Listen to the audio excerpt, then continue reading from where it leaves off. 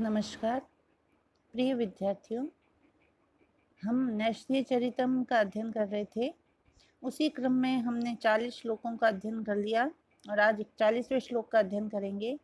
हमने देखा कि श्री हर्ष ने सर्वप्रथम नल के गुणों का वर्णन किया, उसके सौंदर्य का वर्णन किया, उसकी विद्वता का वर्णन किया। उसके पश्चात दमयंती के पूर्वानुराग का वर्णन किया कि नल के गुणों को सुनकर कैसे वह नल में अनुरक्त हो गई। फिर दमयंती की कैसी विरहावस्था चल रही है, जो पूर्व राग से उत्पन्न विरह है, वो उसका वर्णन किया गया कि किस प्रकार से वह रात्रि में भी सोते हुए भी नल को स्वप्न में देखती है। उसी क्रम को आगे बढ़ाते हुए इस श्लोक में कि दमयंती के दिन और रात कैसे गुजर रहे हैं, कैसे उसके लिए लंबे हो गए हैं, एक एक पल बीतना उसके लिए मुश्किल हो गया है, उसी का वर्णन इस श्लोक में किया गया है। अहो अहोर्भि महिमा हिमागमे अप्यति प्रपेदे प्रतीतां स्मरार्दितां तपर्तु पूर्तावपि मेधसां भरा विभावरीभिर्बिभरां बभूविरे। यहाँ श्री हर्ष कह रहे हैं कि अहो आश्चर्य है कि स्मरार्दिताम, स्मर से कामदेव से जो पीड़ित है, अर्दित है, स्मरार्दिताम कामदेव से पीड़ित, ताम उस दमयंती के लिए, ताम प्रति उस दमयंती के लिए, हिम आगमे अपि हेमंत ऋतु के भी, अहो भी यानी दिन, महिमा अभी प्रपेदे बड़े होने लगे हैं। आश्चर्य है कि काम पीड़ित उस दमयंती के लिए हेमंत ऋतु के भी दिन बड़े होने लगे हैं, तथा तपर्तु पूर्तो अपि, तथा ग्रीष्म काल के पूर्व दिनों की भी जो विभावरी भी दिन रात्रि है वह भी मेधसाम भरा यानी दीर्घ विभराम बभूविरे होने लगी है, बड़ी होने लगी है। तो अहो आश्चर्य की बात है कि काम पीड़ित उसके लिए हेमंत ऋतु के भी दिन बड़े होने लगे हैं, तथा ग्रीष्म ऋतु की पूर्णता पर भी, ग्रीष्म ऋतु की पूर्वता पर भी रातें बड़ी होने लगी है। अर्थात यहाँ पर जो वह विरहिणी है, विरह है, वह बहुत मुश्किल से काटा जाता है। कष्ट के क्षण हमेशा बड़े होते हैं और विरहिणियों के लिए तो हमेशा से ही दिन और रातें लंबी हो जाती है। उनके लिए एक एक क्षण एक एक वर्ष के समान और एक एक दिन एक युग के समान लगता है। यह आश्चर्य है, यहाँ कवि कह रहा है कि यह आश्चर्य है कि विरहिणी उस दमयंती के लिए हेमंत ऋतु में भी दिन बड़े हो रहे हैं। अन्यथा क्या होता है कि हेमंत ऋतु में दिन छोटे होने लगते हैं और रात्रि बड़ी होने लगती है, लेकिन दमयंती चूंकि विरहिणी है, उसके लिए हेमंत ऋतु के भी जो दिन हैं वो उसे बड़े लग रहे हैं, बड़े प्रतीत हो रहे हैं। और ग्रीष्म ऋतु की जो रात्रियां हैं वो छोटी मानी जाती है, क्योंकि ग्रीष्म ऋतु में दिन बड़े होते हैं, लेकिन विरहिणी के लिए रात्रि, जो ग्रीष्म ऋतु की रात्रि है वह भी बड़ी हो रही है। उस दमयंती के लिए ग्रीष्म ऋतु में रातें भी बड़ी हो रही है। तो यहाँ कवि ये कहना चाह रहा है कि नल के विरह में जो दमयंती है उसके लिए एक एक पल भी उसे बड़ा लग रहा है। तो यहाँ वैसे तो दिखने में विरोध लगता है कि हेमंत के दिन और ग्रीष्म की रात को बड़ा कहने से विरोध है, परंतु विरहिणियों के लिए ऐसा ही होता है। इस परिहार से विरोधाभास अलंकार यहाँ हो गया। अहो अहो भी में सभंग पद यमक अलंकार हो गया है। तो इस प्रकार से इस श्लोक में विरहिणियों की मनोदशा का वर्णन कवि ने किया है। अगला श्लोक देखेंगे। स्वकांति कीर्ति ब्रज मौक्तिक सृजः श्रयन्तमंतर घटना गुण श्रियम कदाचिदस्यायुव धैर्य लोपिनम नलोऽपि लोकाद शुणोद गुणोत्करम। यहाँ पर इस श्लोक में दमयंती की त्रिलोक जित्वरी सुंदरता, तीनों लोकों को जीतने वाली सुंदरता का, उसके सौंदर्य का चर्चा राजा नल के कानों तक पहुंचती ये कैसे संभव था, तो उसका वर्णन कि वह उसके गुण राजा नल के कानों तक भी पहुंच गए हैं, इसका वर्णन इस श्लोक में किया गया है।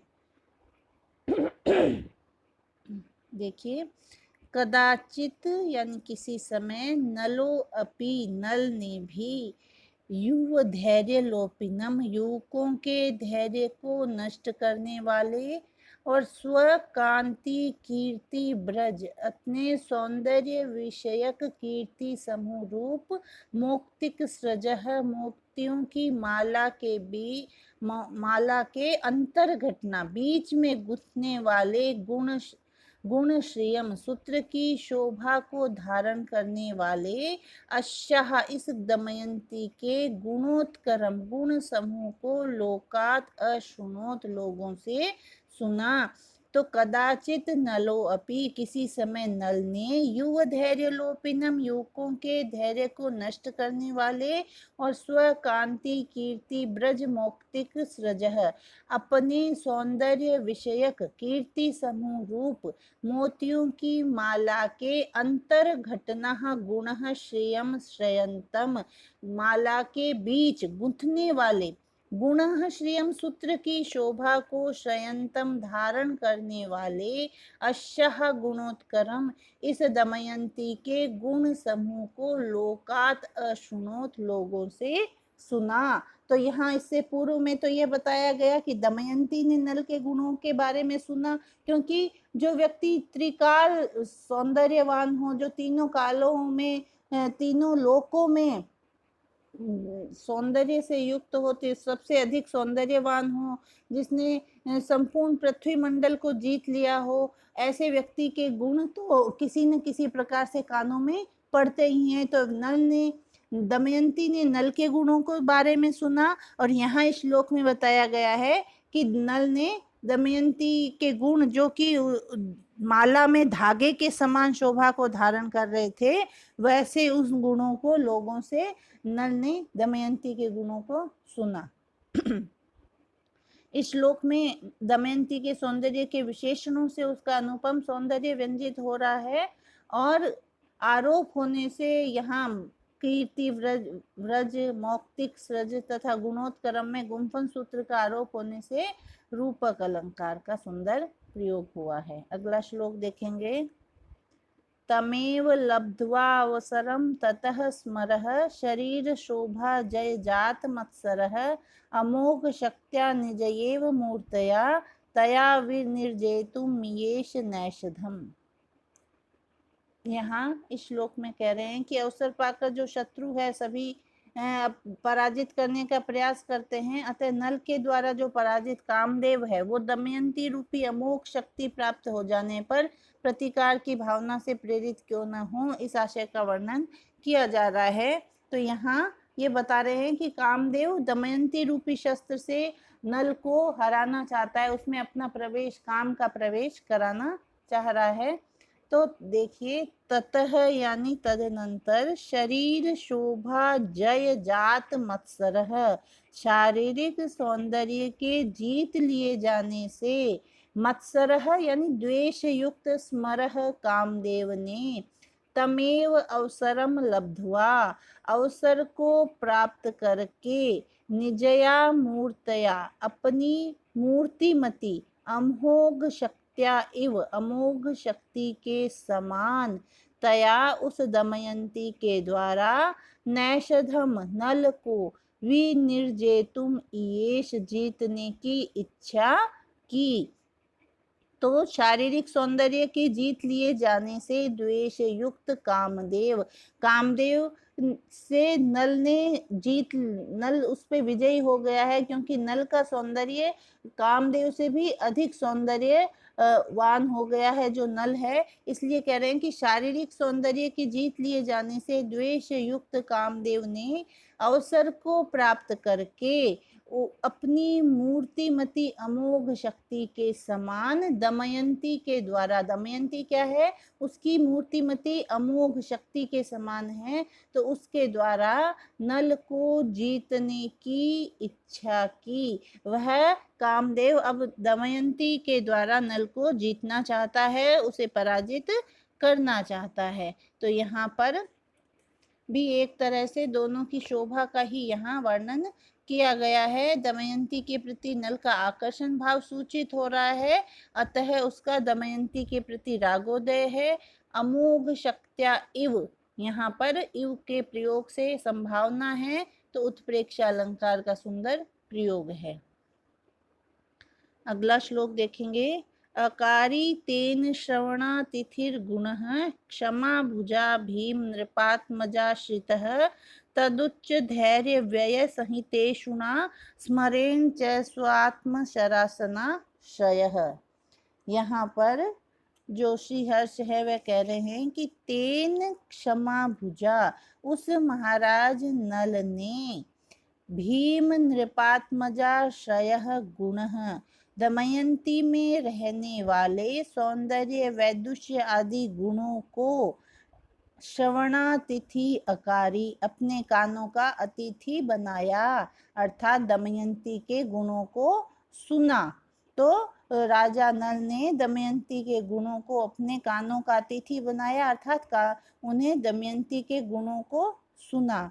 फिर उसके पश्चात देखिए, तद उच्च धैर्य व्यय संहितेषुना, नल के उन्नत धैर्य का नाश करने के लिए धनुष में बाण का संधान करने वाले, तद उच्च धैर्य व्यय संहितेषुना, उसके उच्च धैर्य को व्यय यानी नाश करने के लिए धनुष में, संहितेषुना धनुष में बाण का संधान करने वाले स्मरेण कामदेव ने, स्वात्म शरासनाश्रयः, अपने दृढ़ धनुष में चढ़ाई गई गुणः प्रत्यंचा को श्रवणातिथि अकारी, अपने कानों का अतिथि बनाया, यानी उसे कानों तक उन्होंने, प्रत्यंचा को कानों तक खींचा। तो यहाँ पर कवि यह कहना चाह रहे हैं कि कामदेव ने अपनी धनुष पर बाणों को चढ़ाकर, जो काम जगाने वाले उसके जो बाण हैं उनको चढ़ाकर कानों तक प्रत्यंचा को खींच लिया है, यानी नल के अंदर काम का प्रवेश, दमयंती के प्रति अनुराग का प्रवेश हो गया है। तो यहाँ पर इसी आशय का इस श्लोक में वर्णन किया गया है। तो नल कामदेव का पूर्व शत्रु है, उसने कामदेव को अपनी शोभा से जीत लिया था, अतः कामदेव ने अपने धनुष की प्रत्यंचा को कान तक खींचकर प्रहार किया। दमयंती के सौंदर्य आदि गुणों को सुनकर नल के मन में महान काम विकार उत्पन्न हो गया है। इस श्लोक से यह अर्थ भी निकल रहा है। और यहाँ पर पूर्व वाक्यार्थ के प्रति उत्तर वाक्यार्थ हेतु रूप में वर्णित है, उसका कारण बताया गया है, अतः यहाँ काव्य लिंग अलंकार भी प्रयोग में लाया गया है। अगला श्लोक देखेंगे। अमुष्य धीरस्य जयाय साहसी तदा खलु जाम विशिखै सनाथयन निमज्जयामास यशांसि संशये स्मरस्त्रिलोको विजयार्जितान्यपि। यहाँ पर पराजित कामदेव अवसर पाकर अपने यश को संशय में डालते हुए उसने नल पे बाण का संधान कर लिया है। इस श्लोक में नल को बहुत धैर्यवान बताया गया है कि जो कामदेव ने उस पे बाण चलाए हैं उससे अपने यश को ही संशय में डाल दिया है। हो सकता है वह बाण नल पे काम करे अथवा न करे। तो इस प्रकार से इस श्लोक में ये बताया गया है। देखेंगे कि तदा खलु, उस समय निश्चय ही, अमुष्य, उस धैर्यशाली नल को, जयाय, जीतने के लिए, जाम विशिखै सनाथयन, बाणों से प्रत्यंचा को युक्त करते हुए, साहसी स्मरह, साहसी कामदेव ने, त्रिलोक विजयार्जितानि, तीनों लोकों की विजय से अर्जित प्राप्त, अपि यानी भी, यशांसी, अपने यश को, संशये निमज्जयामास, संदेह में डाल दिया। तो उस समय निश्चय ही, जब उसने बाण संधान किया है, कानों तक जो प्रत्यंचा खींच ली है इससे पूर्व के श्लोक में, तो उसके बाद ये कह रहे हैं कि उस समय जब उसने वो प्रत्यंचा खींच ली, धनुष से बाण चला दिए, तो कह रहे हैं तदा खलु, उस समय निश्चय ही, अमुष्य धीरस्य, उस धैर्यशाली नल को, जयाय, जीतने के लिए, जाम विशिखै सनाथयन, बाणों से प्रत्यंचा को युक्त करते हुए, साहसी स्मरह, साहसी कामदेव ने, जो त्रिलोक की विजय अर्जितानी, तीनों लोकों की विजय से जो अर्जित भी जो उसका यशांसी यश था, उसको संशये निमज्जयामास, संशय में डाल दिया। अर्थात यहाँ ये कहना चाह रहे हैं कवि कि राजा नल एक अप्रतिम धैर्यशाली महापुरुष था और कामदेव ने तीनों लोकों को जीतकर अपार यश अर्जित किया था। निश्चय ही कामदेव ने नल को जीतने के लिए जो बाण संधान किया उससे उसका यश ही खतरे में पड़ गया। कामदेव का यह कार्य एक महत्वपूर्ण कार्य था। यदि वह नल को नहीं जीत सका तो उसका संपूर्ण यश नष्ट हो जाएगा। तो यहाँ कह रहे हैं कि साहसी कामदेव ने अपने यश को संशय में डाल दिया और उसने सफलता के लिए प्रत्यंचा पर अनेक बाणों को एक साथ ही रख दिया। वह जानता था कि धीर नल को एक बाण से जीतना सर्वथा असंभव है। तो यहाँ पर इस श्लोक में तीनों लोकों को जीतने वाले काम को नल के विजय हेतु बाण संधान करने पर साहसी कहा गया है। इससे ये भाव व्यंजित हो रहा है कि उसकी जो कैसी थी, नल की अविचलित धीरता थी। यहाँ पर यह अर्थ व्यंजित हो रहा है। काम स्वयं भी नल को जीतने में हिचकिचा रहा था, इसलिए उसने अनेकों बाण एक साथ संधान किए। और यहाँ पर श्लोक में अतिशयोक्ति अलंकार भी है, क्योंकि जो श्लोक में जो संशय कहा गया है, संशय से कामदेव का संबंध न होने पर भी संबंध बताया गया है। अतः संबंधातिशयोक्ति अलंकार का यहाँ सुंदर प्रयोग किया गया है।